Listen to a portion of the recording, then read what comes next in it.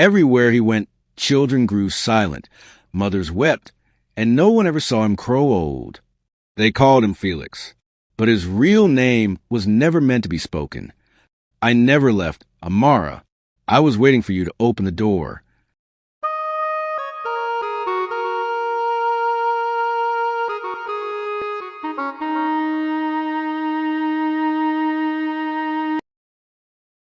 In the busy neighborhood of Okafa, Lagos, everyone had seen Felix at least once. Dressed neat like a banker, soft-spoken like a pastor. He had a face that never cracked. No wrinkles, no spots, just ageless skin that glowed under the sun. Some said he worked in insurance. Others believed he was a retired civil servant. But what no one could explain was how he always showed up where single mothers lived, and always vanished after something tragic happened. When Mrs. Adebayo's son fell mysteriously ill and never recovered, Felix was her husband. When Nurse Ifeoma's twin daughters both lost their speech after one night of crying, Felix had been their stepfather. And yet, no one had ever seen him in a hospital or at a police station. It was Madame Lizzie he married next, a hard-working salon owner with a quiet 8-year-old boy named Junior. Lizzie had no time for romance, but Felix was persistent. Flowers, breakfast, picking Junior from school. He told Lizzie, "Let me help you carry the load. You've suffered enough." She finally said yes. In just 6 months he moved in.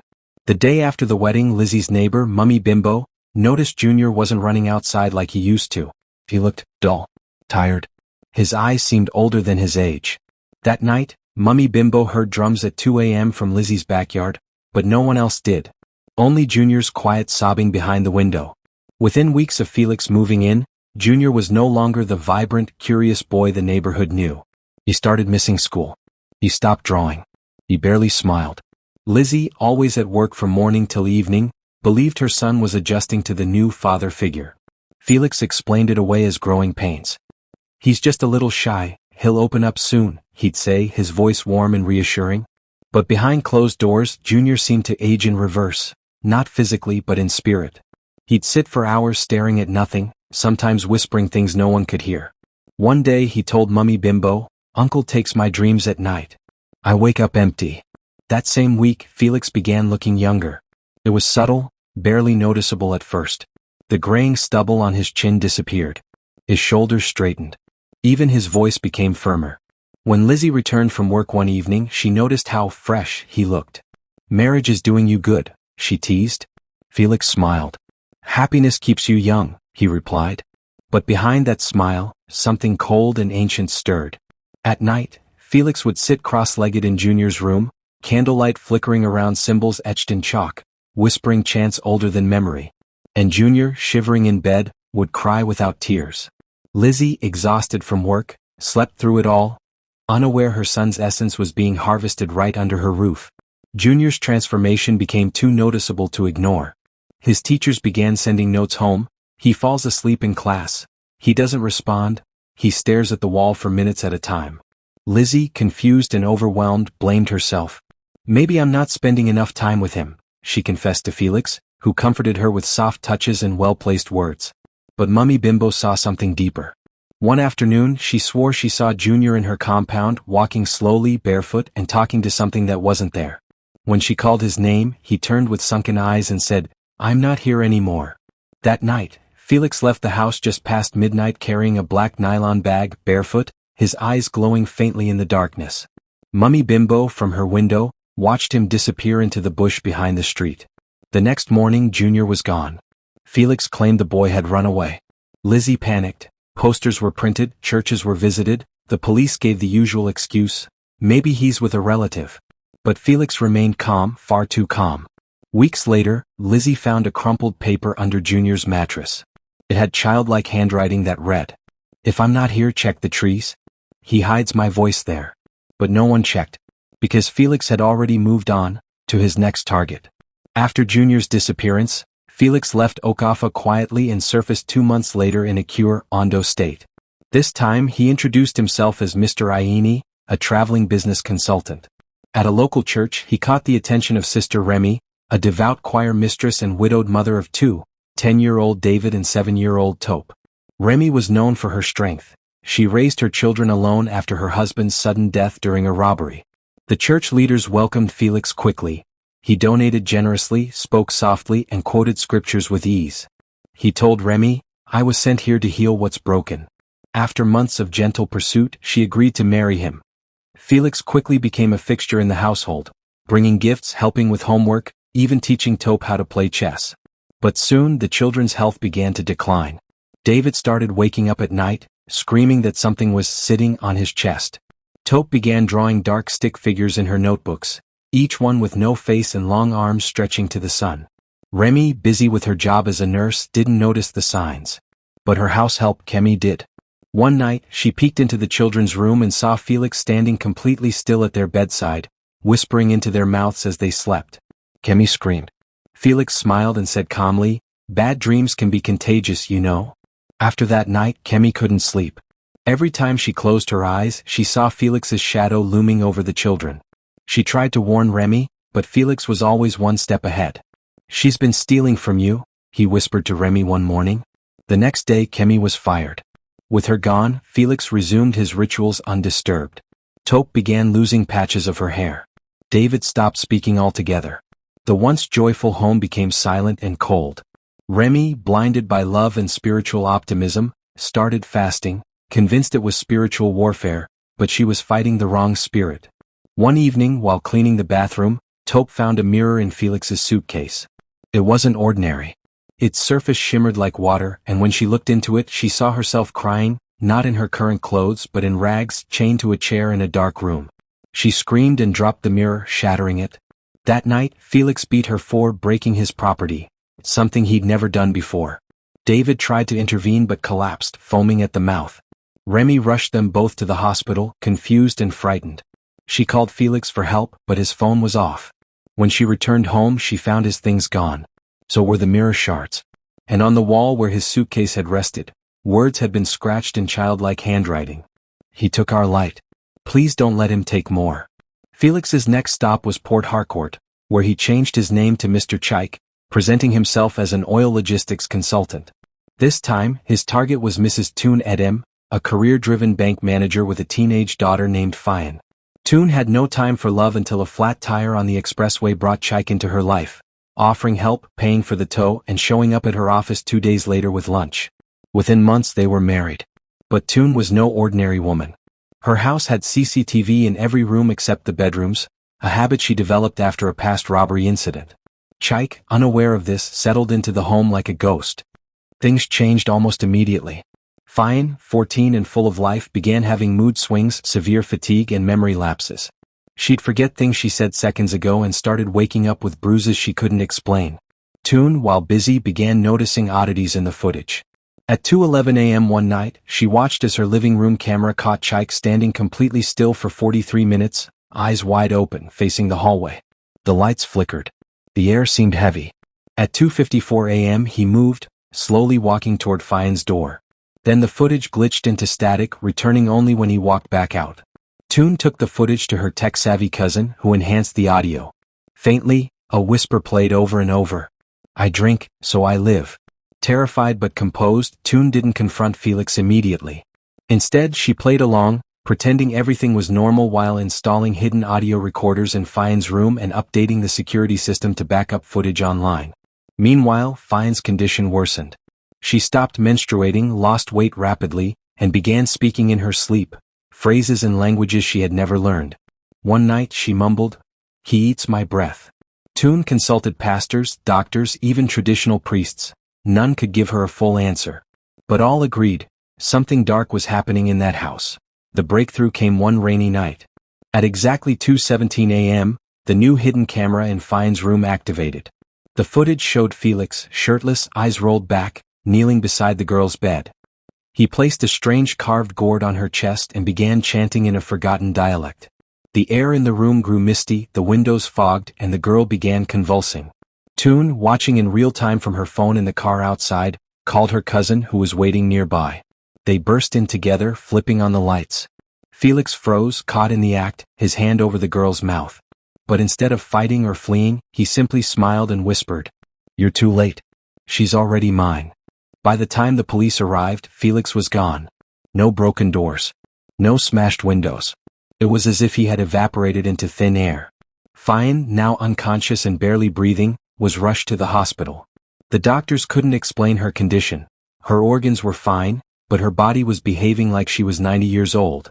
Her skin thinned. Her voice cracked like dry leaves. Toon handed over the video evidence, but strangely when the authorities reviewed it, the file was corrupted.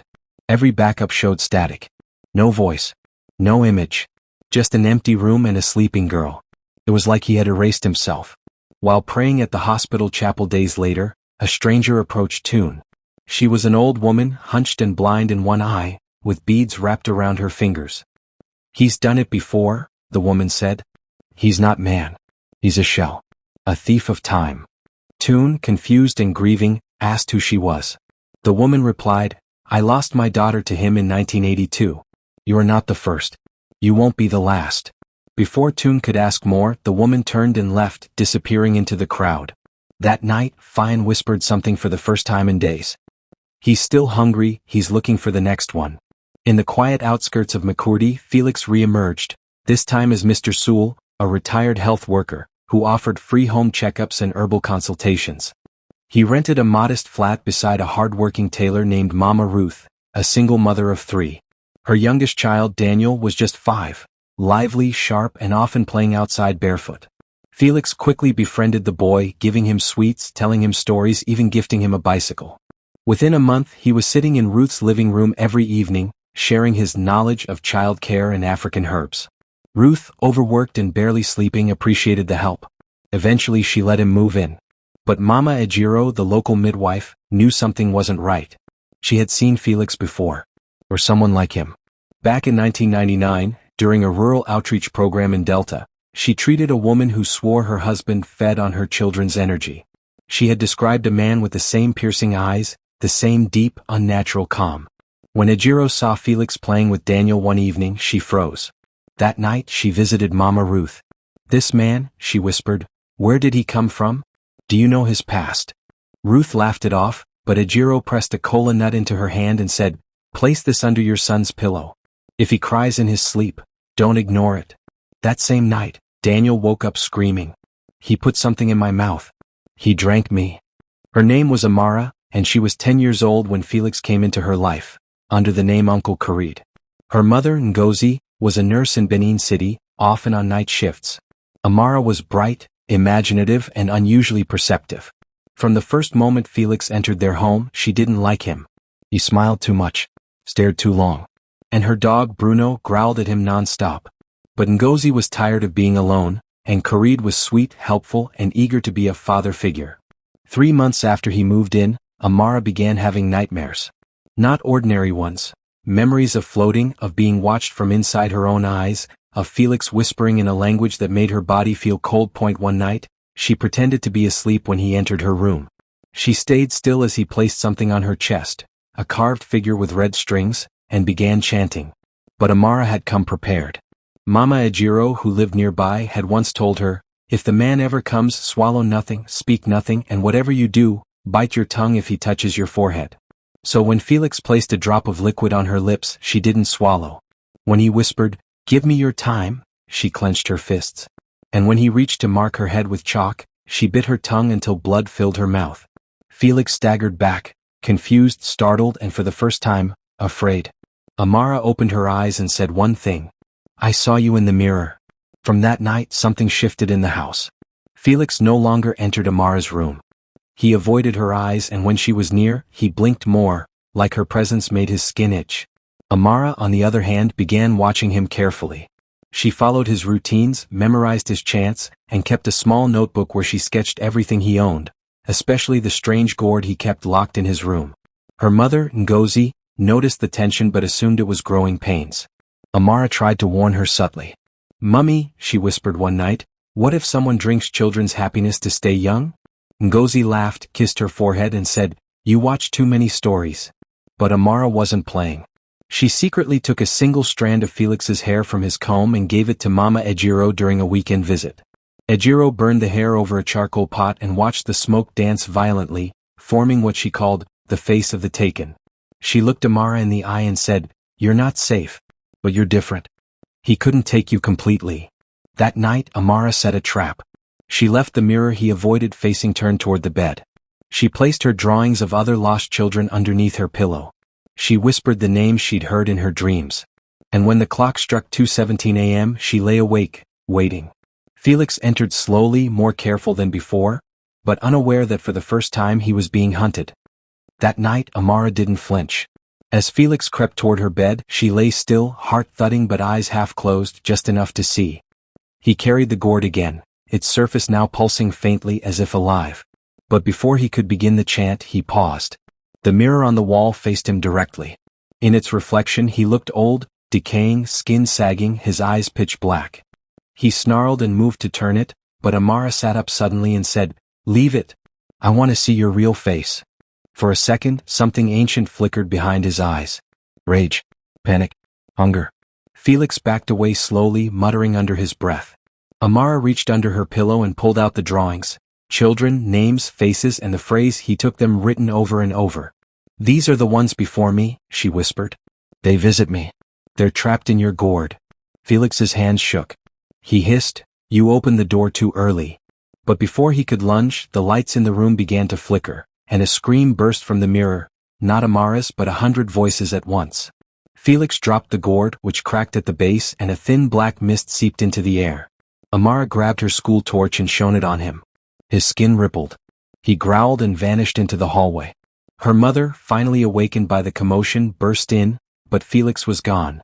All that remained was the cracked gourd, leaking the sound of distant, crying children. After the incident, Ngozi demanded answers, but Amara said nothing at first, just handed her mother the cracked gourd. They took it to Mama Ejiro, who lit her sacred fire and placed the gourd over the flame. From the smoke emerged images of children, their faces twisted in silent screams, their names written in glowing ash: Junior, Tope, David, Fian, Daniel, and dozens more. Ngozi's mouth dropped. "These are real children. Missing children." Ejiro nodded solemnly. "Their spirits are trapped. He didn't just steal youth, he steals time." As the smoke thickened, one more name appeared, Amara, but unlike the others, hers flickered between light and dark. "He tried," Ejiro said, "but he couldn't finish." Amara stared into the fire. "Then I'm not just a survivor," she said. "I'm the only one who knows his real name." Ejiro leaned in. "Say it." Amara hesitated, her lips trembling. "His name is not Felix. Not Chaik. Not Khalid." She pulled out a slip of paper she had taken from his coat pocket the night he fled. Scrawled in ancient ink was one word: OBEYE. Ejiro gasped. That name was buried centuries ago. The fire hissed and the gourd shattered completely, sending out a final puff of smoke that whispered, "He knows you now." And outside, from the shadows behind the compound, two glowing eyes watched Amara from the dark. That night, Amara couldn't sleep. The gourd was gone, but the weight of the spirits remained. She sat by her window, staring at the mango tree behind their compound. That's when she saw it, those two glowing eyes again just above the fence line. They weren't animal eyes. They didn't blink. They didn't move. They only watched. Amara clutched her diary and whispered the names of the stolen children, her voice trembling. When she glanced back out, the eyes were gone, but etched into the tree trunk was a fresh mark, 3 horizontal lines with a circle beneath. Ejiro later told her, "That's his return mark. He's claiming you. The hunt has begun." The next morning, Ngozi received a text from an unknown number. "Come to room 6, Adesawa Motel. I know where your daughter got the names." Against Ejiro's warning, she went, alone. The motel was half abandoned, weeds growing through the tiles. When she opened the room, she found photos taped to the walls. Children, mothers, wedding certificates, all of Felix's past lives. But at the center was a large, freshly printed photo of Amara sleeping, taken from inside her room. Ngozi gasped and turned around. The door slammed shut. The message scratched into the back of it read, "You should have checked under her bed." Back at home, Amara began to sense something was wrong. Her mother wasn't answering calls, and Mama Ejiro had gone silent too. The house felt heavier. As dusk approached, Amara remembered the last words on the motel door, "You should have checked under her bed." Her skin chilled. She rushed to her room, heart pounding. For a moment, everything looked normal, until she noticed the rug at the foot of her bed was slightly lifted. Slowly, carefully, she knelt and peeked underneath. There was a bag there. Not hers. Inside, she found a bundle of dried feathers, a red-stained comb, and dozens of child-sized teeth, some etched with names. She screamed and dropped the bag, but something else slid out. A photo of her mother and Felix, taken yesterday. Felix hadn't run. He'd stayed close, hiding in plain sight. And then, from inside the wall behind her closet, she heard it, a soft humming, the same lullaby Felix used to sing to her weeks ago. Her room grew colder. A shadow moved in the mirror. And then a voice, deep, ancient, and far too close, whispered from behind the closet panel. "I never left, Amara. I was waiting for you to open the door." Amara stood frozen, her breath stuck in her throat. The closet wall was moving, breathing, as if something behind it was alive. She grabbed a broomstick and tapped the panel. It echoed hollow and thin. She backed away, heart racing, and rushed to Mama Ejiro's house. But when she arrived, the door was ajar. The candles were still burning, but Mama Ejiro was gone. Her teacup sat full. Her prayer beads scattered on the floor. In the center of her rug, drawn in what looked like ashes, was the same mark from the mango tree, 3 lines and a circle beneath. Amara sank to her knees. He was taking everyone close to her. She returned home just before dawn, armed with salt, a mirror shard, and a blade of bitter leaf. Items Mama Ejiro once said, "Disrupt the unnatural." She approached the closet, trembling, and scratched the circle and lines mark onto the panel with the mirror edge. Instantly, a crack split down the wood. A wind blew from inside, cold, unnatural, whispering thousands of voices at once. Inside the hollow space, she found a crawl tunnel, lined with drawings. Her drawings. Dozens of them. But they were old, some from when she was 5, others she'd never seen before. At the very end, a fresh one pinned to the wall showed Amara lying in a coffin, smiling, with Felix standing beside her, young again. Just as she reached to grab it, a dry hand from the shadows touched her shoulder. Amara spun around, swinging her bitter leaf blade wildly, but there was no one behind her. Just cold air and the echo of ancient laughter vibrating through the tunnel. The drawing of herself in the coffin was gone, replaced by another. Her mother, standing in a burning house. The message scrawled beneath it read, "You opened the door. Now burn with the truth." Amara crawled deeper, past cobwebs and strange bones pressed into the dirt walls. At the end of the tunnel, she emerged into a room she had never seen before, but somehow, it felt familiar. The walls were covered with mirrors, but none reflected her. Only Felix, younger in every one. At the center of the room was a stone bowl filled with water. Above it, suspended by invisible threads, hung a mobile made of baby shoes and teeth. As she stepped closer, the bowl's water rippled and began to replay memories that weren't hers. Children gasping, mothers sobbing, and Felix stealing their breath while humming lullabies. Then came the shock. Ngozi, her mother, appeared in the vision. But she wasn't a victim, she was handing over a child to Felix, whispering, "Take this one instead. Spare my daughter." The vision ended and the mirrors shattered instantly.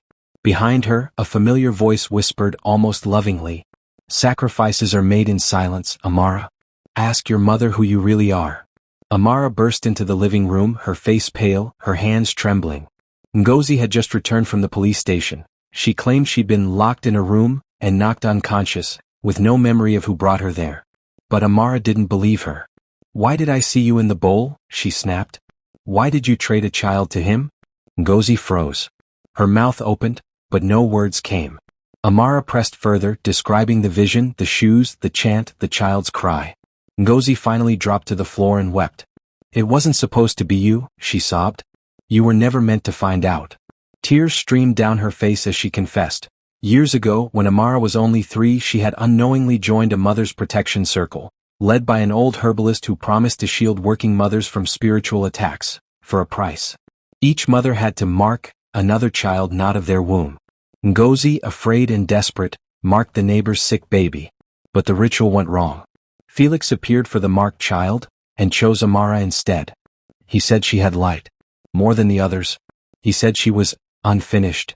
Ngozi begged for a second chance. Felix made a deal. When Amara turned 10, he would return to collect what was his. She agreed. She raised Amara under guilt and silence. But now Amara stood, not just heartbroken, but enraged. "You gave him a deadline. And I just passed it." From the hallway the mirror cracked. A voice growled from nowhere. "You broke the pact. Now I collect double." Junior stepped between OBEYE and Amara, his eyes glowing faintly, not with life but with memory. "You took my dreams," he said, voice hollow, "but I remembered her. One by one, the other ghost children emerged from the shadows. Tope, David, Fian, Daniel.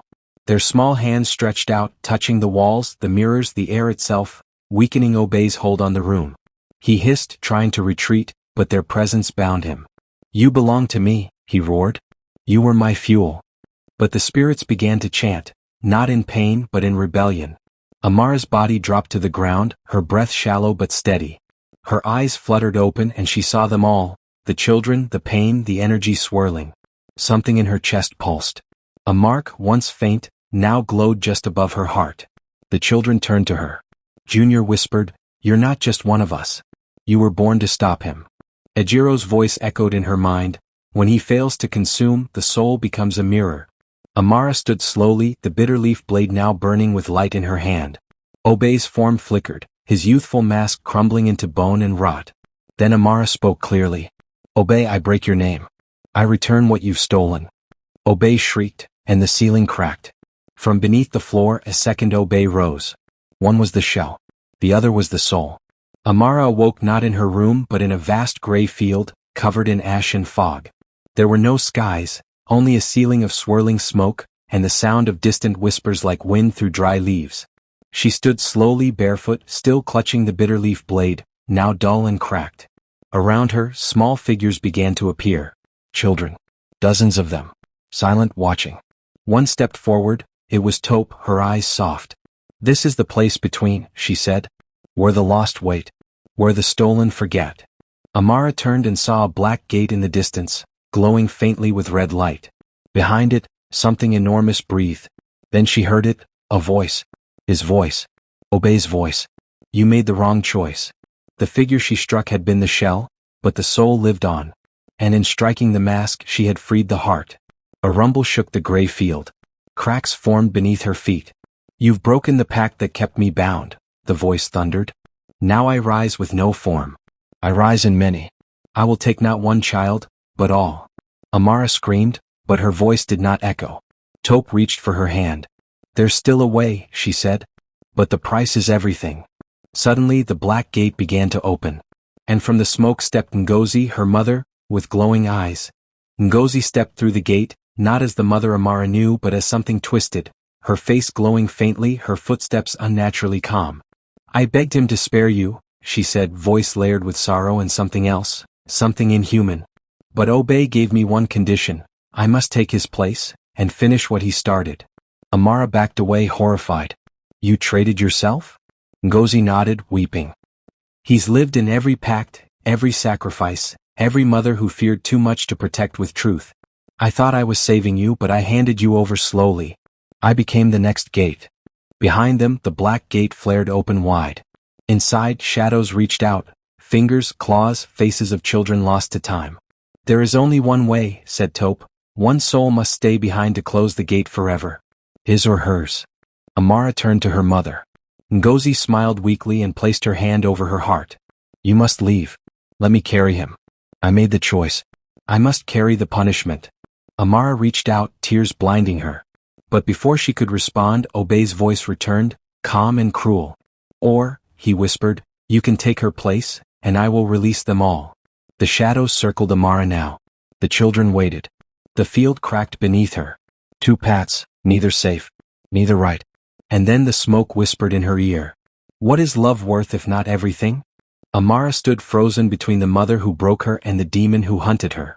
All the children watched, silent, waiting. "Take me," she said finally, stepping forward. "Let them go. Let her go. Let all of them go." OBEYE's voice echoed in approval, so brave, so young, so full of time. The shadows surged toward her, but before they could touch her, Ngozi screamed and hurled herself into the gate. The smoke swallowed her whole. "I gave her life once," she shouted. "I'll give it again." The shadows shrieked. OBEYE roared. The gate began to crack. Amara collapsed as the ground shook. The mirrors shattered across all realms. One by one, the spirits of the children lit up like stars and disappeared, free at last. OBEYE screamed, twisting, burning, splitting apart. "You broke the line," he howled. "You broke the chain." With a final explosion of ash and fire, the gate closed, sealed not by force but by a mother's final act of truth. Amara woke up in her bed. The morning sun spilled through the window. Her hands were clean. Her diary rested beside her, open to a blank page. On the back cover, written in a new, unfamiliar hand, were the words, "She kept her promise." Felix was never seen again. No record of him existed in any government file. But news stories surfaced of missing children returning home, dazed but alive. Mama Ejiro never spoke of that night again. She only looked at Amara and said, "You broke a curse older than you know." Amara never drew the same way again. Her pictures no longer showed monsters, but gates, stars, and a mother with fire in her hands. But even now, sometimes at 2:17 a.m., she wakes suddenly. And in her mirror, a faint whisper lingers. "I still remember your name."